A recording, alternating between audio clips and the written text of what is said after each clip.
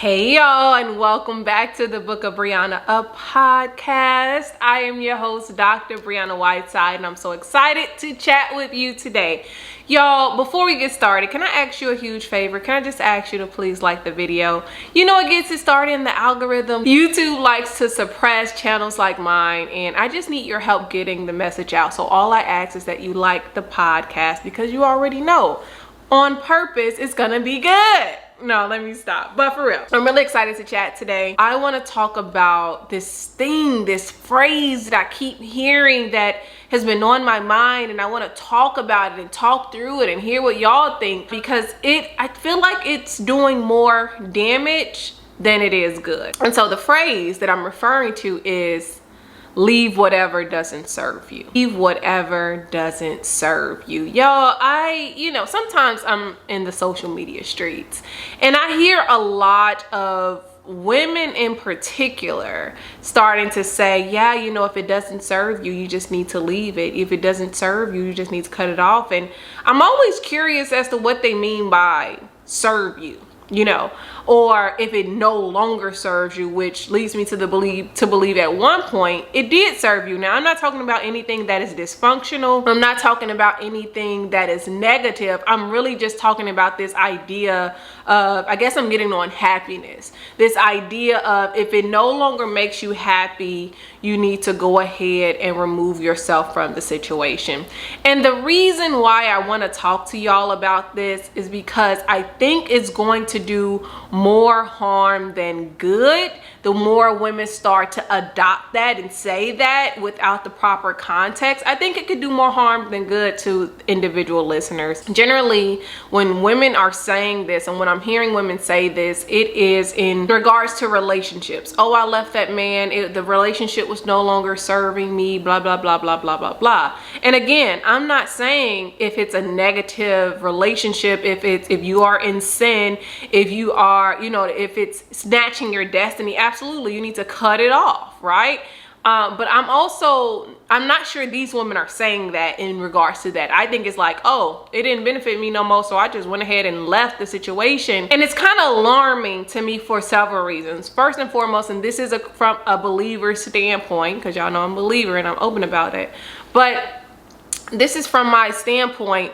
There will be seasons where God will call you to do something and be somewhere and it won't serve you. There will be seasons where, as the Bible says, because this verse is coming to my mind, it's going to rain on the just and the unjust. There will be seasons, the Bible is clear that there's a time for everything: laughing, crying, joy, happiness, all the things. There are seasons for these things, which leads me to believe that there will also be seasons that will be hard. There will be seasons that you're not gonna like. There will be seasons where you won't be happy in. You know what I'm saying? And so if we start to push this message of, if it doesn't serve you, you can leave it, I think it's dangerous. Because God will call you to some things that won't serve you, and he'll be happy. God will call you to some things that will cause you to suffer. It's a season of suffering. And what you think you're gonna do? You think you're gonna leave, go ahead and move? So when you move geographical locations, you think that season is gonna be over for you? No, it's not. It's not. It's not. Because that's your season. That's your due season to go through that thing that God is calling you to go through. And so ultimately what I think is happening is that we're encouraging women and young girls to not understand this concept of long suffering, this concept of delayed gratification, this concept of growth, right? We're teaching through this ideology of, if it doesn't serve you, leave. It's teaching to us to be punks. It's teaching us to run away. It's not teaching us to build up the muscle, to build up the fortitude necessary to go the long haul. So we have people giving up on things prematurely just because you heard somebody say it doesn't serve you. I think it's dangerous. And again, I'm not talking about if something is negative, life-threatening, or anything like that. You need to get help and you need to get out. But I'm just talking about this thing of happiness. Who told you that you're going to always be happy? Who told you that you deserved to be happy? I hear a lot of women talking about, I deserve this, I deserve that. And it's really wild to me, right? It's really wild to me. Like, who told you just because you're a woman, you deserve certain things? Now, I do believe that we are due our just respect. I do believe that, you know, we should receive certain things and care and love in accordance to how God created us 100%. But in the culture, who told you that you deserve that? Who told you that you deserved access to someone else's possessions? Who told you this lie, and why do you believe it? Why do you believe it? It's falsity. It's a false narrative. It's wild to me, and it's insane. You know what I'm saying? And I just had to come on here and say this because when I'm listening to other podcasts, when I'm listening to Black women specifically have these conversations, they have a whole amen corner here. And without proper context, I think it can be dangerous, because what we're telling women and young girls is, oh, the moment you're not happy, you need to go ahead and leave. When you ain't happy and you've been struggling for maybe a month or so, oh, you need to go ahead and leave that situation. You need to go ahead and leave your job because it no longer serves you. You need to, even though you don't have a nest egg, even though, you know, it's irresponsible. That's what I'm getting at. It's irresponsible and it's impractical. It's irresponsible and it's impractical, especially if believers are out here just running amok like that. Your purpose is not going to always serve you. Why? Because it serves him. Because it serves the King of Kings and the Lord of Lords. He's going to cause you to make some sacrifices in your life. Trust me, I'm making them every day. But God, more times than not, is going to encourage you to make some decisions, to do some things that are not going to serve you. We're supposed to be the servants. We're called to be the hands and feet. Hands and feet do the serving, not always the receiving. And so the reason why I want to talk about this is because I feel like we need to be more sober in our approach to life. I want people to look at themselves before you start projecting on anybody else. Ask yourself, why aren't I happy? Why don't I have joy? Right? Because when Jesus is saying in the Bible that I've given you joy, you will have joy unspeakable, you know, I'm gonna give you this abundant life, when I'm doing all of these things, when he's making you all these promises, he's not talking about nobody else. This is a one-on-one situation. This is an A and B conversation, so someone else can see their way out.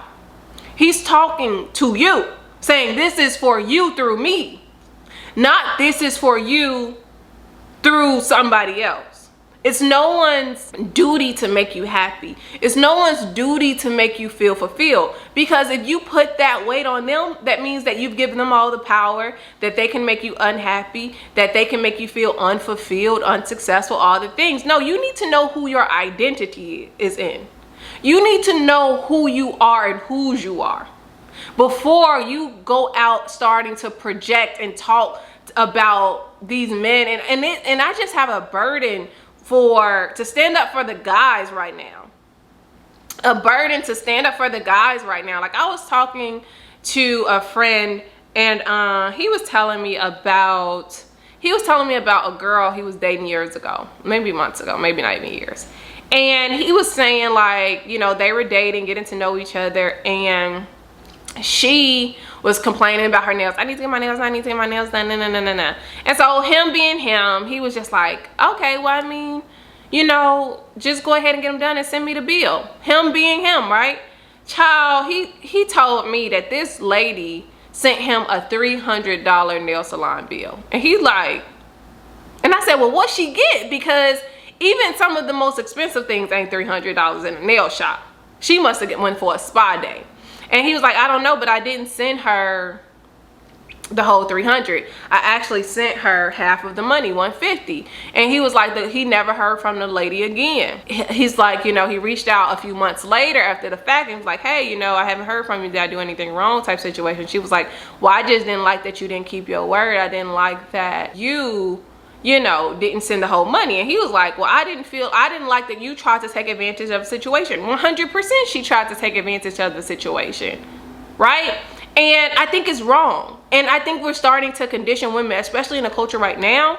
We're conditioning women to fail To fail in relationships with men, to fail in relationships with our family, I think it's wild to me that is going on, especially under this umbrella of, I don't know, feminism. Can we say that? Or this umbrella of just like brattiness or entitlement. Maybe that would be the correct word. Like, what are we doing here? And it's so crazy to me that, you know, and I don't even know, maybe there was a moment where I was part of that idea, you know, a part of that culture when I was young and immature. Oh, I want him to do this. I want him to buy me this. I want him to buy me that. That's because I ain't never had nothing. That's because I ain't come from much. So that poverty mentality, that's what it is. That poverty mentality that I was struggling with when I ain't never had nothing and I ain't grow up with nothing was feeding my decisions in dating. Oh, he could buy me this, he could buy me that. Why can't you do it for yourself? What were you doing before this person came along? You were keeping up yourself, right? Yes, it would be nice if someone would do this thing for you. It would be nice of them. That is out of the kindness of their own hearts. But to say that it's a requirement, sis, what you bringing to the table? And I hate to use that language, but what you bringing to the table other than your body? What else? What other value? What value do you have? What value do you have? Because there's always going to be someone who's prettier. There's always going to be someone who's smarter. There's always going to be someone who is healthier. What are we doing here, y'all?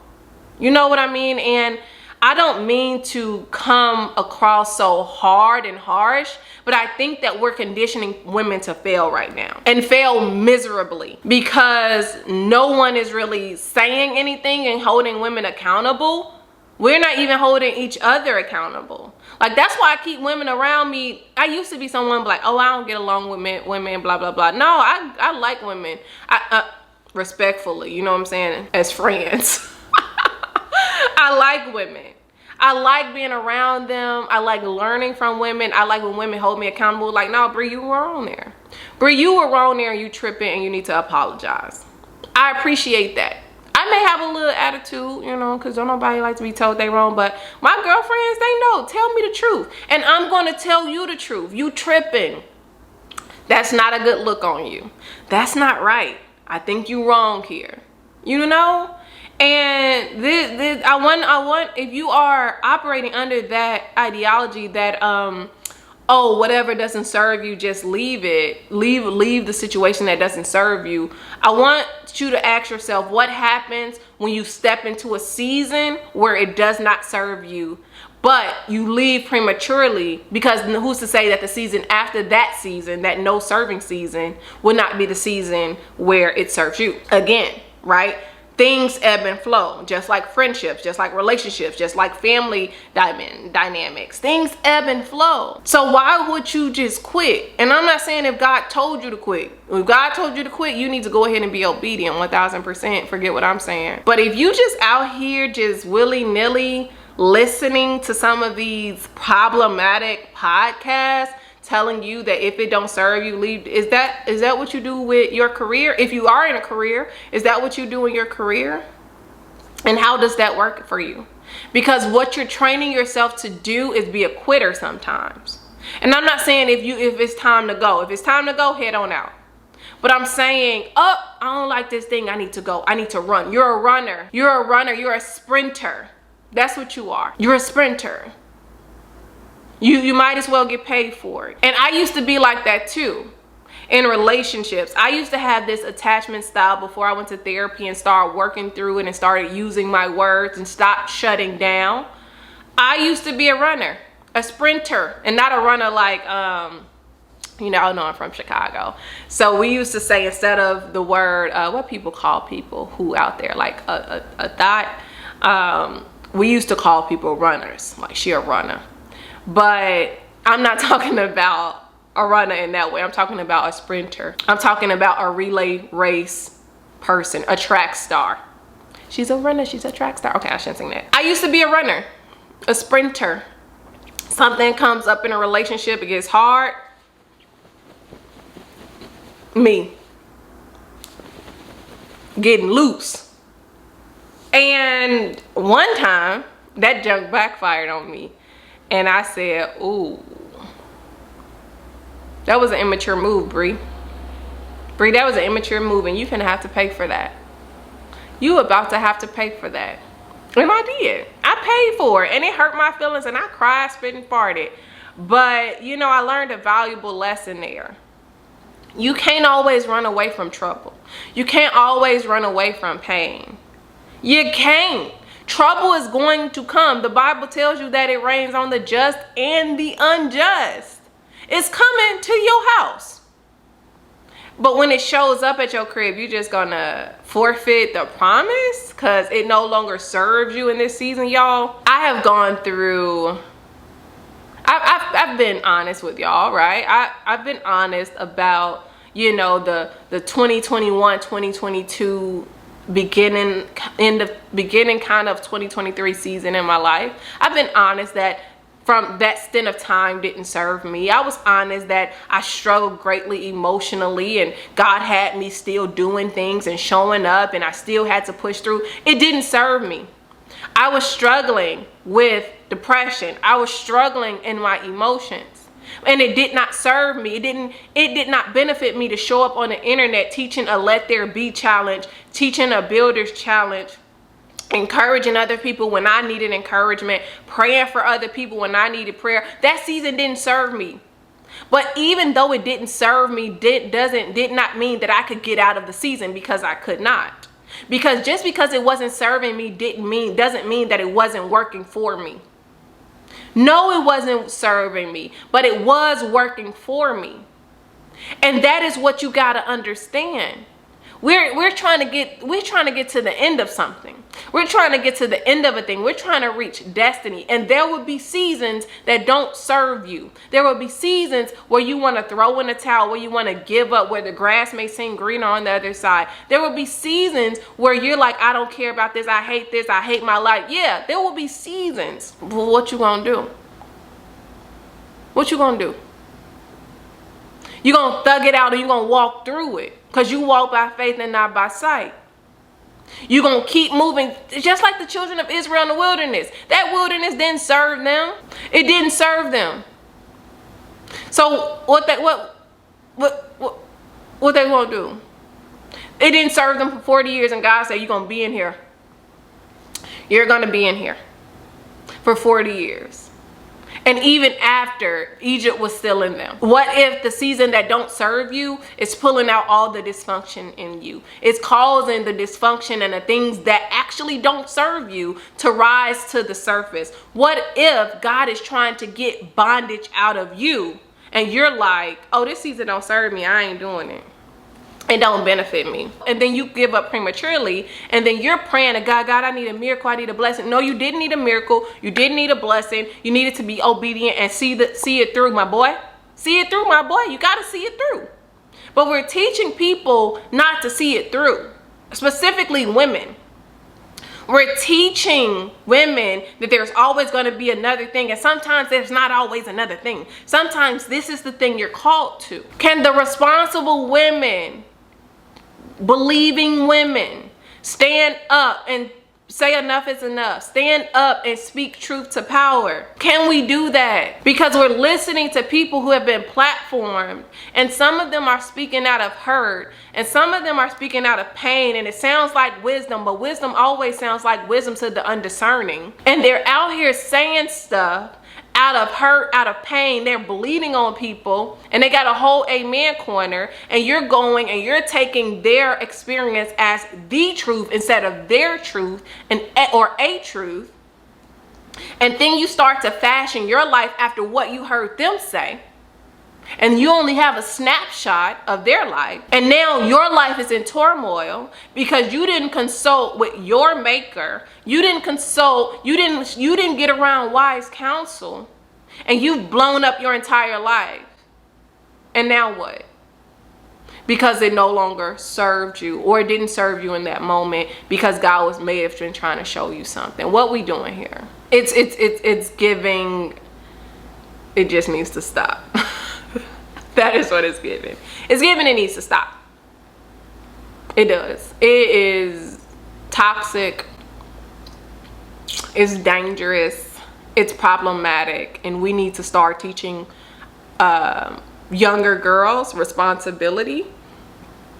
We need to start teaching them accountability, longevity, how to stick something out, how to see something through. Y'all, there was times, you know, when I was getting that PhD, 4 years, it did not serve me every day. As a matter of fact, the whole time that I was in grad school, it was not serving me. You know when it served me? When I graduated.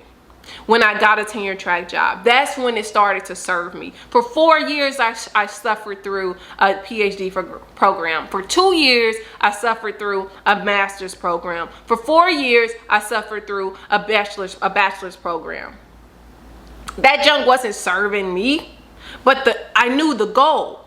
What was the end goal? The end goal was to get the degree and to enter into my career. It didn't serve me for 10 years. 10 years, none of this education served me until it did. Do you have time? Do you have what it takes to invest and get to where you say you want to go? Or are you going to let a snapshot of someone's life become your Bible? And are you going to fashion your life after what you heard them say in a snippet, in a clip, in a sound bite? Because that would be unwise. That would be immature. That would be dumb. You know?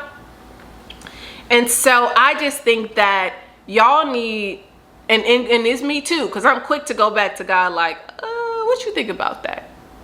Because just because it may be true for their life don't mean it's true for your life. We all have individual standards, even as believers, right? So we all have the baseline Christianity standards, whatever those things are, right? But then there are standards for your life. Then there are things for you that God will say, you need to make this sacrifice. These are the standards for you. Just like, when was this? In July. July I went pescatarian. August I went raw vegan. Y'all think I wanted to be raw vegan in August? No, I'm hungry then I'm up. Your girl is hungry. Hangry.